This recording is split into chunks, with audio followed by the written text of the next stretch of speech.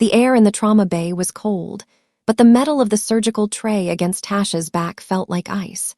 Choi Sang-Hoon didn't look like a patient anymore. He looked like an apex predator. His tattooed fingers were wrapped so tightly around Dr. Vaughn's throat that the surgeon's face had turned the color of a bruised plum. "She's bleeding," Sang-Hoon rasped, his voice sounding like gravel under a boot.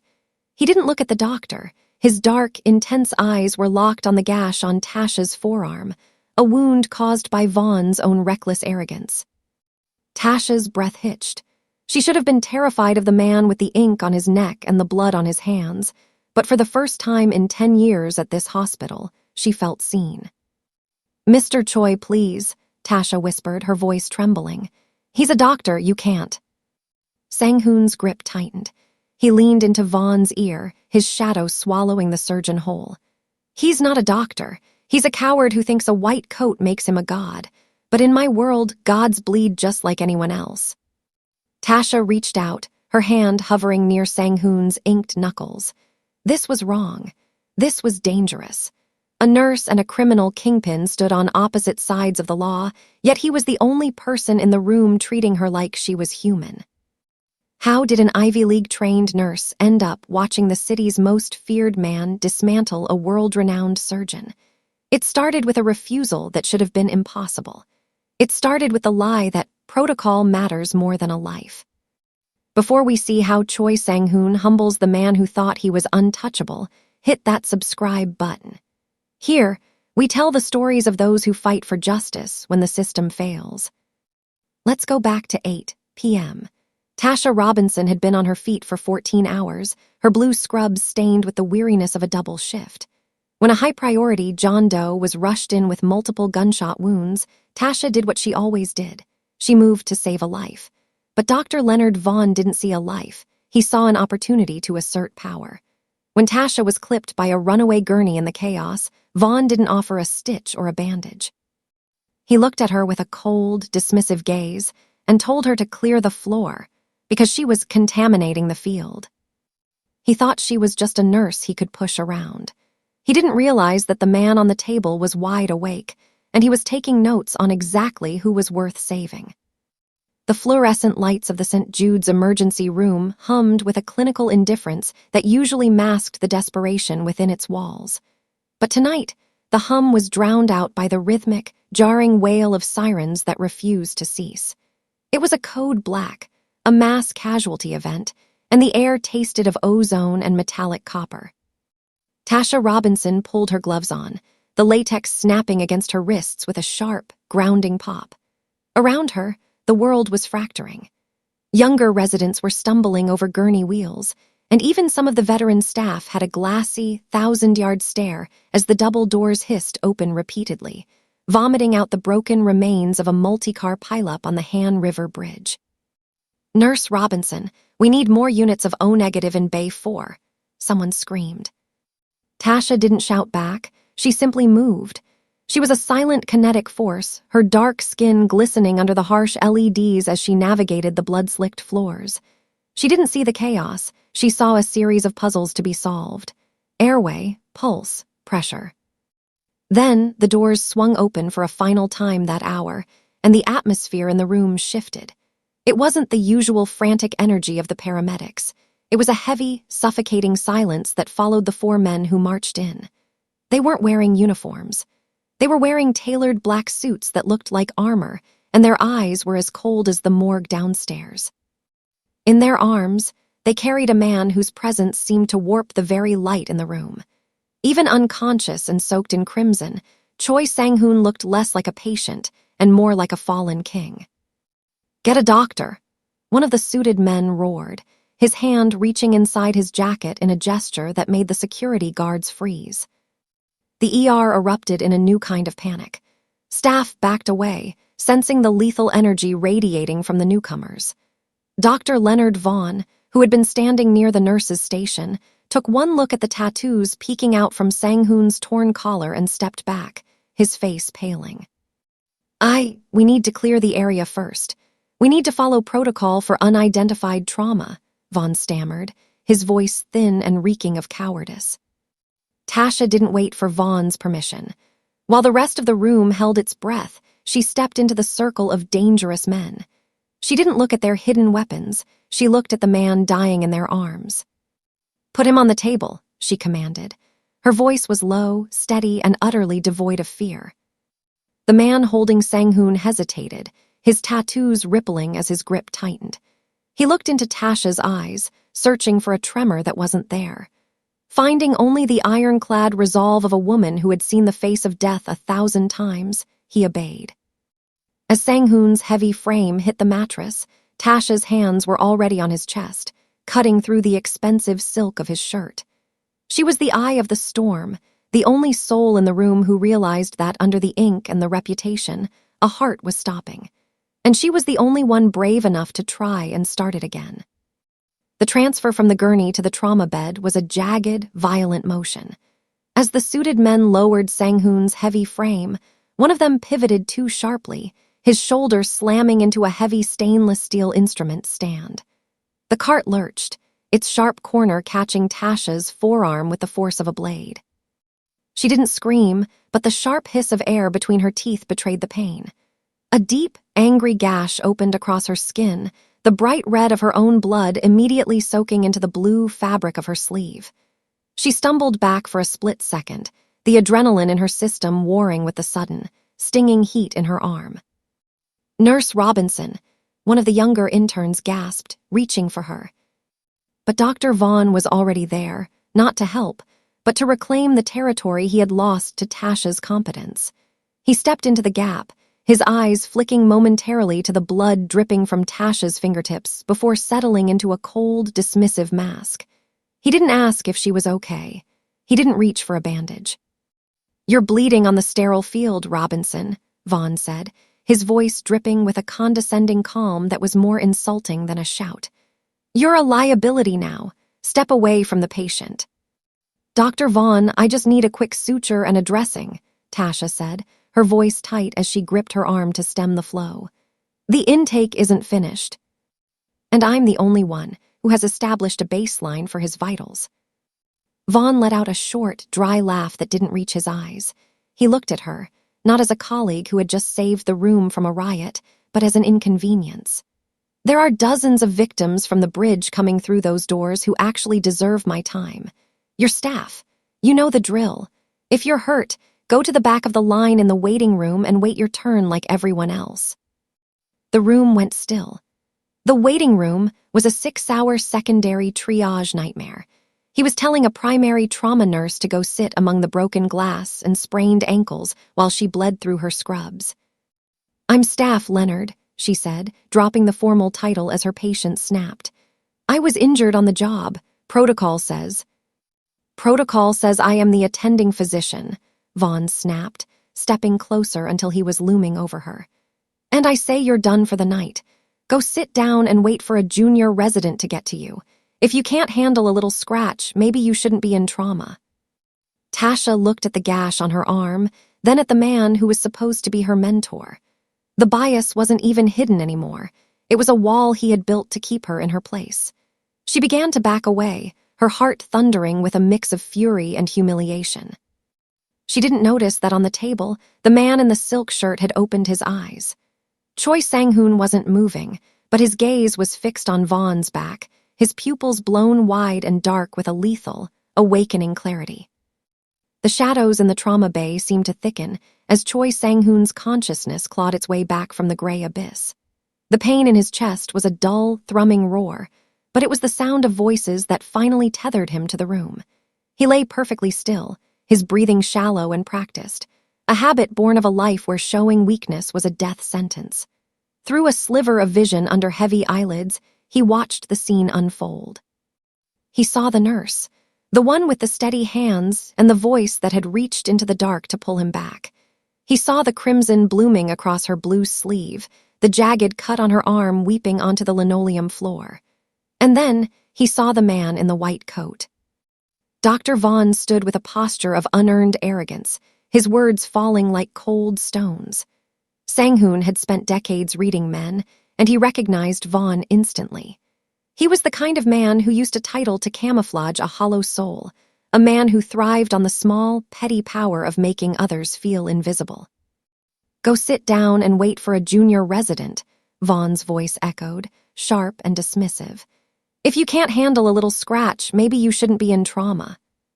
Sang-Hoon felt a flicker of heat in his gut that had nothing to do with his wounds. He watched Tasha's expression. She didn't crumble, but he saw the flicker of exhausted hurt in her eyes, the look of someone who had done everything right only to be told they were nothing. She had ignored his men's guns to save his heart, yet this god of the hospital was treating her like discarded gauze. A low, guttural sound began to build in Sang-Hoon's throat. He shifted, the movement infinitesimal, but enough to make the monitors beside him let out a frantic, high-pitched chirp. The suited men at the edge of the room tensed instantly, their hands moving toward their waistbands. Vaughn turned, his face shifting from malice to professional concern in a practiced, oily heartbeat. "The patient is stabilizing.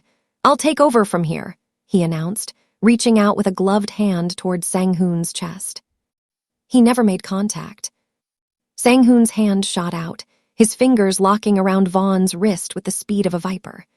The strength in that grip shouldn't have been possible for a man who had just lost 2 liters of blood. Vaughn let out a small, strangled yelp as he was jerked forward, forced to look into eyes that were no longer clouded by anesthesia. They were obsidian, focused, and promised a very specific kind of hell. Sang-Hoon didn't look at the doctor. His gaze drifted past him, landing on Tasha. The silence that followed was heavy with the realization that the devil was awake, and he had been paying very close attention. The air in the trauma bay didn't just grow cold. It became electric, a low-frequency hum that signaled a predator was no longer merely watching, but hunting. Dr. Vaughn's wrist cracked under Sang-Hoon's grip, a sickening sound that was punctuated by the doctor's high-pitched, undignified whimper. "My men," Sang-Hoon rasped, his voice cutting through the clinical beeps of the heart monitor. He didn't have to raise his volume. The command was felt rather than heard. Outside in the hallway, the heavy double doors of the ER didn't just open. They were held wide by men whose presence turned the hospital into a fortress. Within seconds, a dozen more figures in charcoal suits materialized, their silence more terrifying than any shout. They moved with a military precision, positioning themselves at every exit. One of them reached for the wall-mounted emergency override, and with a heavy metallic thud, the magnetic locks engaged. The hospital was in lockdown, not by the administration, but by the underworld. Staff members froze in mid-motion. Nurses clutched clipboards to their chests, and security guards stood paralyzed, their hands hovering uselessly over holsters they knew they wouldn't use. Sang-Hoon sat up slowly, the blood on his chest a grim contrast to the lethal clarity in his eyes. He didn't let go of Vaughn. Instead, he yanked the surgeon forward until they were nose to nose. The polished, ivory tower that Vaughn lived in was crumbling in real time. "You told her to wait," Sang-Hoon whispered, his gaze flicking to Tasha, who stood paralyzed near the instrument tray. "You saw her bleed for me, and you told her she was nothing." It was a misunderstanding, Mr. Choi," Vaughn stammered, sweat beading on his forehead and dripping onto his pristine white coat. "Protocol dictates triage priority. I was merely—" "Protocol?" Sang-Hoon's laughter was a dry, hollow sound. "Protocol is for men who are afraid of the dark. I am the dark." He shoved Vaughn backward, not into a chair, but into the center of the bay where the entire staff could see the cowardice etched into his features.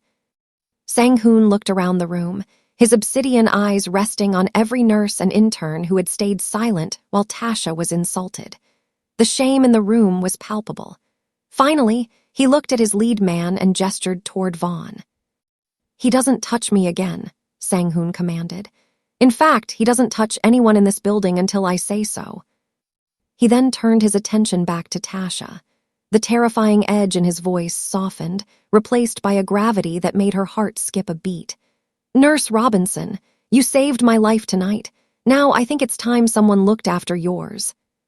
The silence in the trauma bay was no longer the silence of a hospital. It was the heavy, breathless quiet of a courtroom awaiting a sentence. Dr. Vaughn stood in the center of the floor, his face a ghostly mask of humiliated sweat, while the charcoal-suited men stood like monoliths at every exit. The hierarchy that had governed St. Jude's for decades had been dismantled in a single heartbeat. Sang-Hoon eased himself back against the thin hospital mattress, his movements slow and deliberate. Every wince of pain was visible, yet he wore it like a badge of authority. He looked at the chief of surgery, who had rushed into the bay after the magnetic locks hissed shut, and then he looked at Tasha. "I've heard about the best surgeons this city has to offer," Sang-Hoon said, his voice a low, dangerous vibration. "They have steady hands and cold hearts, but tonight I saw something better. I saw a woman who didn't care about my name or my reputation. She only cared that I was dying." The chief of surgery stepped forward, his hands raised in a placating gesture. "Mr. Choi, we understand your concerns, but Dr. Vaughn is our lead trauma surgeon. Your injuries are extensive. You need a specialist." "I have a specialist," Sang-Hoon interrupted, his obsidian eyes locking onto Tasha's. "She's standing right there." Tasha felt the weight of every gaze in the room. Her arm was still throbbing, the blood beginning to dry in a dark, stiff line against her skin. "Mr. Choi, I'm a nurse. I can't perform the surgery you need. You have a punctured lung and internal bleeding. You need a surgical team." "Then you will lead them," Sang-Hoon countered. "No one touches me, no one administers a single milligram of medicine, and no one picks up a scalpel unless Nurse Robinson clears it first. If she says a doctor is unfit, they leave the room. If she says I need treatment, I get it. She is my eyes and my ears. In this room, her word is my law." The power shift was absolute. Vaughn looked as though he might faint, his authority stripped away and handed to the woman he had tried to exile to the waiting room moments ago. The chief of surgery looked at the armed men at the doors, then at the dying king on the bed, and finally at Tasha. He gave a slow, reluctant nod. Sang-Hoon reached out, his hand open and waiting. Tasha hesitated for only a second before stepping forward. As her hand met his grip was no longer the crushing force that had broken Vaughn's composure. It was steady, warm, and strangely grounding. "Fix me, Tasha," he whispered, the use of her name sending a jolt through her that no adrenaline shot ever could. "And while you do, my men will make sure no one ever tells you to wait your turn again." The hum of the hospital's central air was the only sound in the VIP wing, a world away from the chaotic sirens of the ER. Sang-Hoon lay propped against the pillows of a bed that felt too soft for a man who lived on a razor's edge. The room was bathed in the amber glow of the city skyline, casting long, shifting shadows over the intricate ink that covered his chest and shoulders. Tasha moved with a quiet, practiced grace, her own arm now neatly bandaged and tucked under the sleeve of fresh scrubs. She dipped a sponge into a basin of warm, antiseptic water, her touch light as she began to clean the dried blood from the edges of his newest wounds. As the water cleared the grime, the artwork beneath was revealed, dragons coiling around scarred muscle, symbols of a life lived in a constant state of war. "You're starring," Sang-Hoon murmured, his voice low and vibrating through the stillness. Tasha didn't pull away. She traced the edge of a jagged white line that cut through a dragon's tail. "I'm looking at the history. Most people just see tattoos. I see what's underneath them. This one. It wasn't from a blade, was it?" Sang-Hoon's eyes remained fixed on the ceiling, but his jaw tightened. "A reminder from my father. He thought pain was the only way to teach a son how to rule. He wanted me to be a ghost, someone who felt nothing so he could take everything." Tasha paused, the sponge hovering over his skin. "We have that in common then, being trained to be invisible." She looked down at her own hands. "I spent years being told to keep my head down, to work twice as hard for half the credit, to be a ghost in a white coat so I wouldn't make the real doctors uncomfortable. Dr. Vaughn didn't just see a nurse tonight. He saw someone he thought didn't have the right to speak up." Sang-Hoon turned his head, his obsidian gaze finding hers. For the first time, the predatory edge was gone, replaced by a raw, heavy recognition. He reached out, his fingers brushing the edge of the bandage on her forearm. "He was wrong," Sang-Hoon said, his thumb tracing the fabric with a gentleness that seemed impossible for a man of his reputation. "The world tries to bury the people it's afraid of. They wanted you to be a ghost, and they wanted me to be a monster. but here we are. Tasha felt a warmth spread through her chest that had nothing to do with the room's temperature.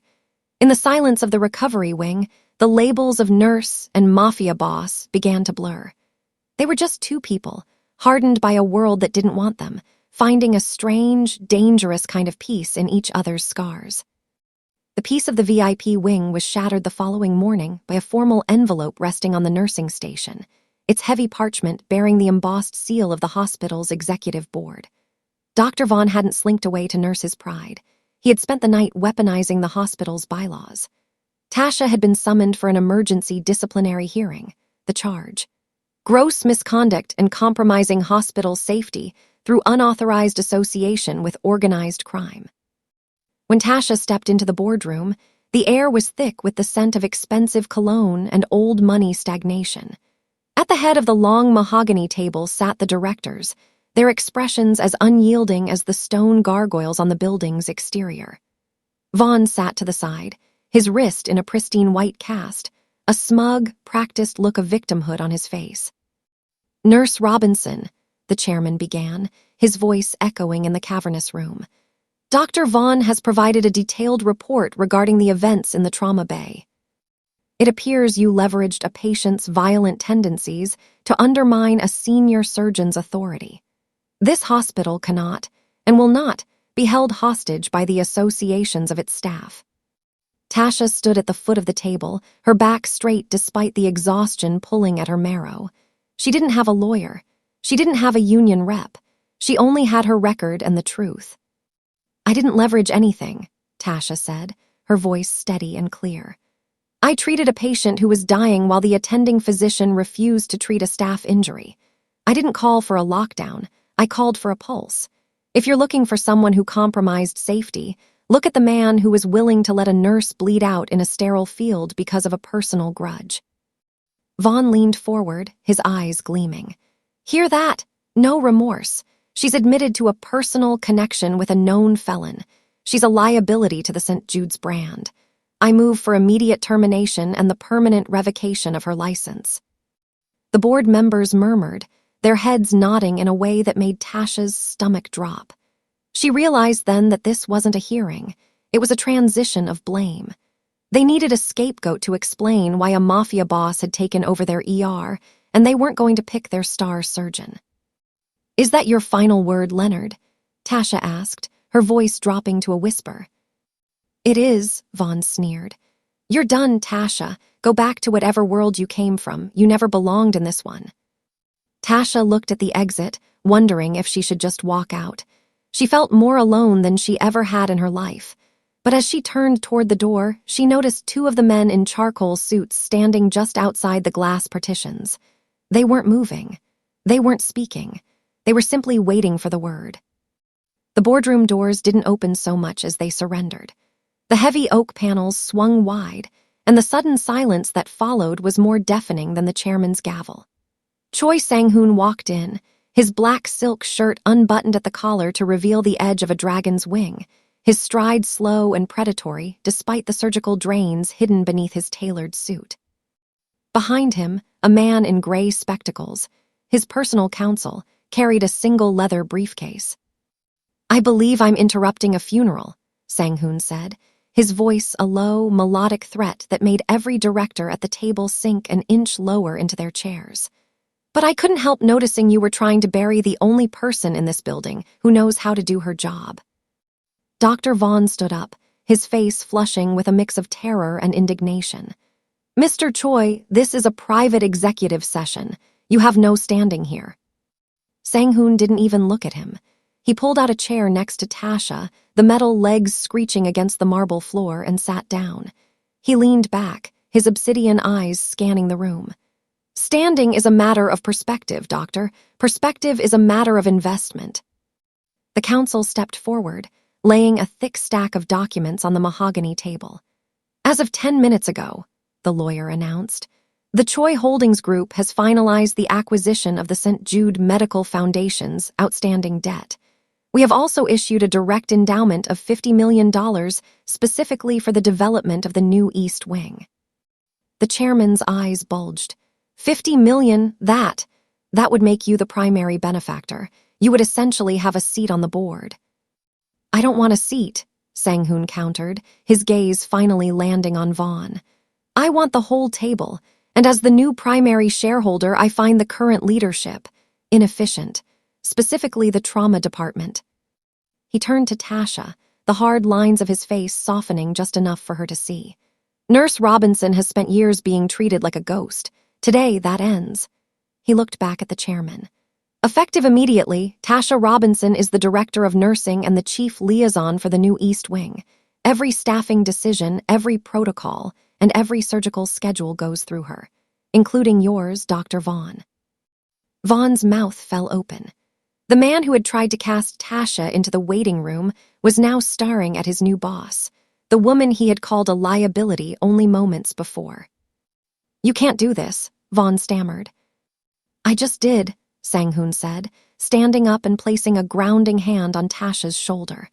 And if I hear your voice again today, Leonard, you won't be worried about your license. You'll be worried about your pulse. He looked at Tasha, a ghost of a smile touching his lips. Director, I believe you have some people to fire.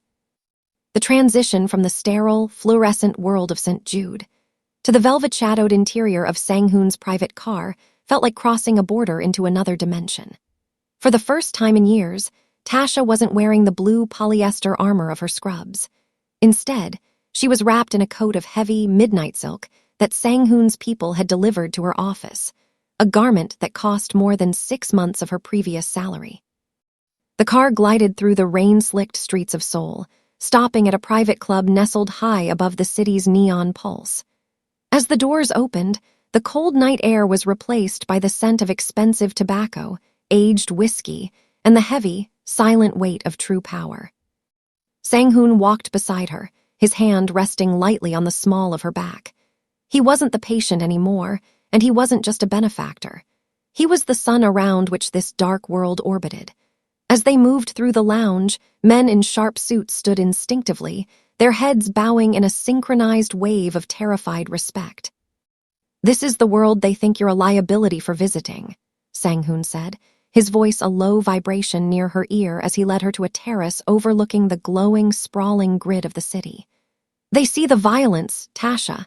They see the tattoos and the headlines, but they don't see the order. They don't see that I am the only reason the chaos stays outside those hospital doors. Tasha looked out at the horizon, her fingers gripping the cold marble railing. Is that why you did it? The donation? To prove you could own the place that tried to throw me out? Sang-Hoon stepped closer, his shadow merging with hers in the moonlight. I did it because you are the only thing in my life that isn't a transaction. My world is built on debts and favors, but you saved me simply because it was your job to care. That is a debt I can never truly repay with money. He reached out, his thumb tracing the line of her jaw. In the ER, he had been a monster to her enemies, but here, in the heart of his empire, he looked at her with a vulnerability that was more dangerous than any threat. The hospital tried to make you small, Tasha. They wanted you to be a ghost so they could feel powerful, but I want you to see what I see. He gestured to the vast, glittering city below them. A woman who can walk through the dark and keep her light. That isn't a liability. That's royalty. Tasha looked at him, the fear of his world finally eclipsed by the realization that for the first time in her life, she wasn't just surviving. She was being protected. And as the city lights reflected in his obsidian eyes, she realized the debt between them wasn't about money or medicine. It was about the soul. The lobby of St. Jude was filled with a clinical, hushed tension as the morning shift began. But today, the usual bustle was replaced by a rigid formation. Every nurse, intern, and administrator stood in a semicircle, their eyes fixed on the man standing at the center of the atrium. Dr. Leonard Vaughn looked smaller than he ever had, his white coat appearing more like a costume than a uniform. Behind him stood the silent, charcoal-suited men of Choi Holdings, and beside him, Sang-Hoon watched with the cold, unblinking focus of a king witnessing an execution. I would like to make a statement, Vaughn began, his voice cracking. He looked at Tasha, who stood at the head of the nursing staff, her posture regal and her expression unreadable. I behaved with a lack of professional integrity. My actions toward Director Robinson were fueled by personal bias and a disregard for her immense skill. I am deeply sorry for the harm I caused and for undermining the values of this institution." The silence that followed was heavy. For years, Tasha had dreamt of this moment, of the apology that would fix everything. But as she looked at Vaughn's trembling hands, she realized something profound. The apology didn't give her power. She had already possessed it. Her worth hadn't been created by Sang-Hoon's money or validated by Vaughn's admission of guilt. It had been forged in the 14-hour shifts, the steady hands during a code black, and the courage to speak up when the world told her to be a ghost. She didn't need the hospital's approval to be a hero. She already was one. As Vaughn slunk away into the shadows of the hallway, his career effectively ended by his own arrogance, Sang-Hoon stepped up beside her. He didn't say a word, but the slight tilt of his head was a gesture of respect from one sovereign to another. The new hierarchy wasn't about who held the scalpel, it was about who held the heart of the hospital. This journey reminds us that professional titles and expensive coats are often just masks for a lack of moral character. True nobility is found in the way we treat those we think have no power over us. Sometimes, the most reputable members of society are the most toxic, while those the world judges by their scars, and their secrets are the only ones with the loyalty to stay when the lights go out. Standing up for yourself isn't just about winning. It's about refusing to let the world tell you who you are. Is justice still justice if it comes from a bad man? Tell me in the comments, would you take Sang-Hoon's protection or stay in the safe world of Dr. Vaughn? Keep following for more stories where the shadows protect the light. Thank you for listening. See you in the next video.